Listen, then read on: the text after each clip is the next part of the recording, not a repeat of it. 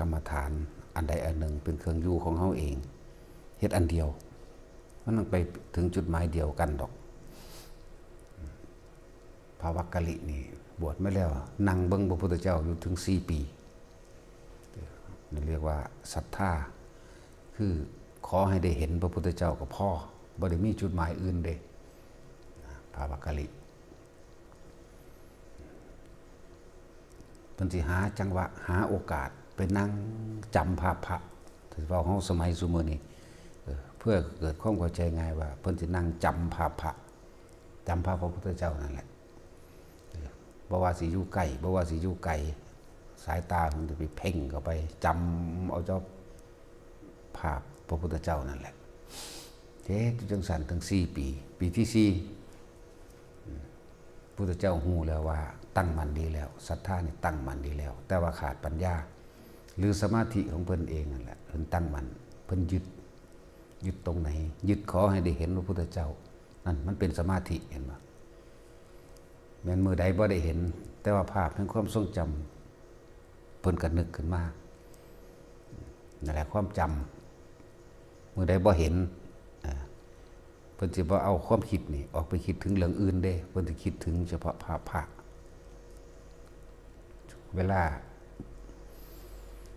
มีโอกาสได้ใกล้ที่สุดก็สิหา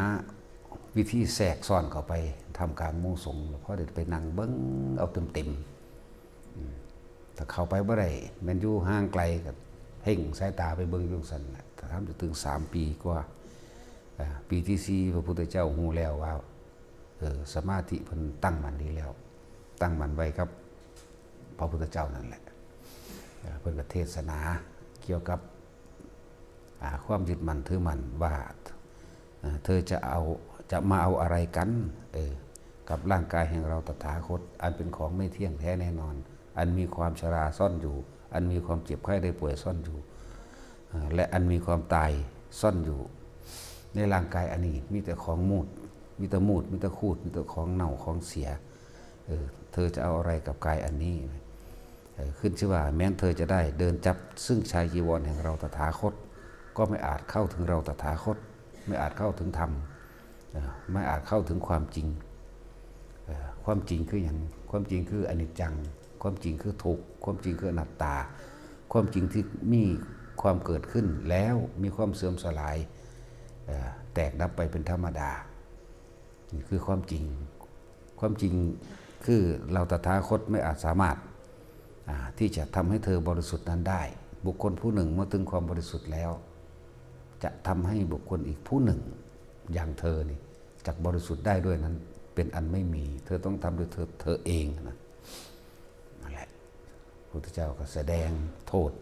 ของความยึดมั่นถือมั่นมันว่าวักกะลิเธอจงไปเสียจากที่นี่ไม่มีประโยชน์อันใดที่เธอจะมานั่งเพียงแค่ดูเราตถาคตเสียใจเด้พุทธเจ้าไล่หนีได้บัดนี้ที่เพิ่นที่จริงมันตั้งมั่นดีแล้วศรัทธาเพิ่นก็บ่หวั่นไหวดีแล้วแต่ว่าขาดความรอบรู้ในสิ่งทั้งหลายทั้งปวงขาดปัญญาความรอบรู้ในกองสังขารภายนอกก็คือร่างกายนี่อันใดเกิดอันนั้นก็เปลี่ยนแปลงอันใดเกิดอันนั้นก็แตกดับอันใดเกิดที่สิบ่เจ็บบ่ปวดบ่ป่วยบ่มีเลยในร่างกายคนในร่างกายเพิ่นเองนั่นแหละเพิ่นขาดความรอบคอบตัวนี้ความรอบรู้ตัวนี้เพิ่นจึงใคร่ครวญและพิจารณาตัวนี้พุทธเจ้าจึงแสดงธรรมตัวนี้ให้ฟังเพิ่นออกจากสมาธิออกจากความตั้งมั่นหมายถึงความตั้งมั่นในจับภาพพระพุทธเจ้าออกเพิ่นก็เดินทางออกถึกไล่หนีออกจากวัดเชตวันนั่นแหละย่างไปตามถนนตามทางสิเดินไปความคิดออกมาแล้วบัดออกมาบ่มีประโยชน์หยังเลยเฮาบวชมานี่เฮาเพียงแค่ว่าหวังว่าจะเพียงแค่ว่าได้ทัศนาสรีระร่างกายแห่งพระศาสดาเมื่อพระศาสดาบ่ให้เฮาเบิ่งบ่ให้เฮามานั่งจ้องนั่งเพ่งเรามีความปรารถนาเพียงแค่นี้บ่มีประโยชน์อันใดที่เฮาสิมีชีวิตอยู่ถ้าบ่ได้เห็นพระพุทธเจ้าเฮาสิตายเสียดีกว่า นั่นไปลงความตายเลยชีวิตนี้บ่มีความหมายอีกถ้าไม่ได้เห็นไม่ได้ทัศนาพระศาสดาเป็นปกติขึ้นไปทั้งที่ภูเขาสูงไปยืนอยู่หน้าผาอันหนึ่งลำพึงชีวิตของเฮาเองนี่ที่บวชมานี่ก็เพียงแค่ว่าหวังได้เพียงทัศนาพระศาสดาเพียงเท่านั้นแต่บ่ได้เห็นอีกแล้วขอตายซะดีกว่าโดดลงหน้าผาในขณะที่โดดลงหน้าผานั้นพอดีพุทธนิมิตหมายถึงพระพุทธเจ้านะก็แสดงธรรมทางพุทธนิมิตเลยในระยะชั่วขณะที่ก่อนที่ตกลงสู่พื้นดินถึกล่างนะก็ได้บรรลุธรรมในขณะนั้นแหละพระศาสดาแสดงอนิจจังทุกขังอนัตตาแสดงเห็นเหตุแห่งทุกข์ในความยึดมั่นถือมั่นแสดงเห็นเหตุแห่งความทุกข์ก็คือการคิดว่าอยากจะเห็นอยู่จังสั้นตลอดจนเท่าตายแต่ว่าในการเห็นนั้นหาเกิดประโยชน์อะไรไม่นะเป็นการแสดงว่าถ้าเธอมีความยึดมั่นถือมั่นอยู่เช่นนี้การเวียนว่ายตายเกิดของเธอเองก็ต้องมีตลอดไปเธอจะเอาอะไรกับร่างกายอันเน่าเหม็นแห่งเราตถาคตแม้ตัวเธอเองก็จักต้องตายเนี่ยเหมือนเธอตัดสินใจตายในครั้งนี้นี่ไหมบรรลุอรหันต์เลยบาดนั่นแหละจังว่าถ้าสิเฮ็ดอันใดอันหนึ่งก็เฮ็ดไปบอกเฮาคือเฮาอยู่ในอานาปานสติทรงฌานเจริญฌานจับจุดอุณาโลมของเฮาเองอยู่ไปเถอะ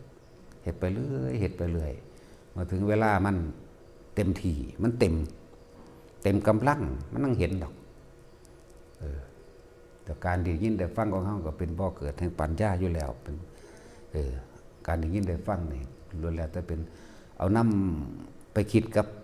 ชีวิตจริงเจ้าของอยู่แล้วร่างกายจริงเจ้าของอยู่แล้วความคิดจริงของเจ้าของอยู่แล้วเปรียบไปเปรียบมาเทียบไปเทียบมาถ้าพวกเฮาบ่อาจสามารถที่สิหยุดคิดได้พวกเฮาก็เกิดเวียนว่ายต่อไปเด้เพราะสาเหตุแห่งความเวียนว่ายตายเกิดแห่งทุกข์ทั้งปวงคือการคิดสรุป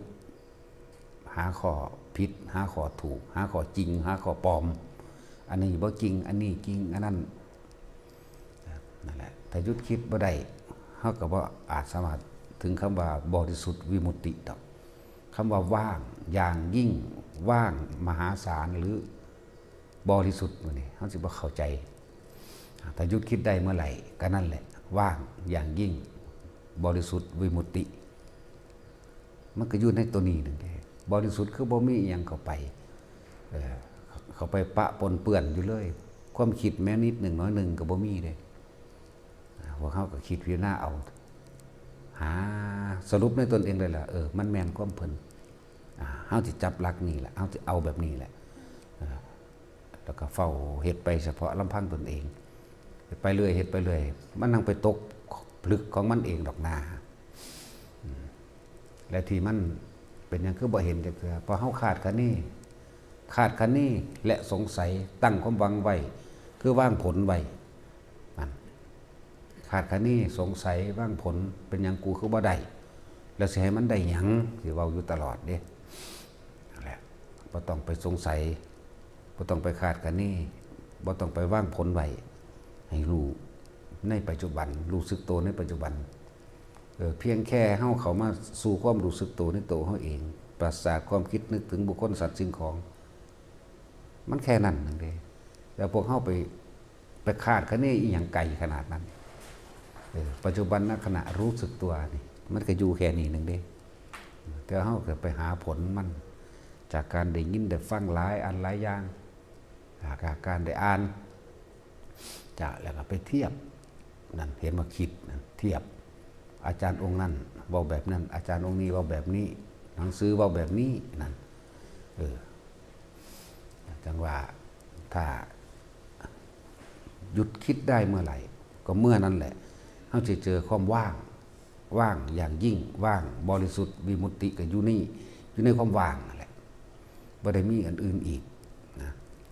เพื่อสิปล่อยเพื่อสิว่างก็ว่างปล่อยว่างก็ดีปล่อยว่างก็ปล่อยว่างความคิดนั่นแหละในทรัพย์ ของภาษาบาลีนะสิ่งทั้งหลายทั้งปวงบ่ควรเข้าไปยึดมั่นถือมั่นก็แปลว่าบ่คิดเท่านั้นแหละอสังขตธรรมนี่แปลว่าไม่คิดปรุงแต่งในสิ่งทั้งหลายทั้งปวงก็นั่นแหละปล่อยว่างก็ดีอันนั้นแหละบริสุทธิ์สุขก็เกิดบ่ได้ทุกข์ก็เกิดบ่ได้เด้เพราะว่ามันปราศจากความคิดนึกแล้วคำบอกว่ารู้เฉยๆรู้อย่างเดียวก็เป็นแค่เพียงคำบอกให้แนวทางซื่อๆให้เนื้อยะก็คือแนวทางให้ข้อคิดให้ข้อเปรียบให้ข้อเทียบนั่นแหละว่าพอเข้าตั้งใจอยู่ในเฉพาะลมหายใจ เฉพาะอุณาโลมความรู้สึกโตความรู้สึกที่มันเกิดขึ้นอยู่ในกายเฮานี่เด้นวงบนหัวมั่งนวงกลางหน้าผากมั่งนวงอิ่มเอิบระว่างทำกลางอกกว้างๆมั่งแค่นี้เห็นอยู่แค่นี้แหละแค่นี้มันก็ไปไหนดอกละนาคำว่าไปหมายถึงความคิดไปเขาจะคิดถึงความคิดทั้งเบิดเนี่ยคิดถึงอดีตทั้งเบิดเป็นสัญญาอารมณ์เป็นอดีตทั้งเบิดไม่มีผู้ใดคิดถึงอนาคตใดพอบ้านเกิดถ้าเฮาหยุดคิดปรุงแต่งในสัญญาเก่าๆในเรื่องเก่าๆอนาคตก็เกิดบ่ได้วิธีหยุดมันก็ลมหายใจเฮานั่นแหละจังไปเฮ็ดไปเรื่อยๆแต่บ่เกิดมันก็บ่ตายแต่บ่คิดมันก็บ่เกิดนั่นขยับลงมาเน้นเอาเลยอยู่กับลมนั่นแหละเฮ็ดไปเรื่อยกุศโลบายในการหลอกความคิดก็คือลมหายใจก็คืออยู่กับความรู้สึกในกายกายในกายเวทนาในเวทนาจิตในจิตปราศจากความคิดนึกใดว่างบริสุทธิ์วิมุตตินั่นแหละพอ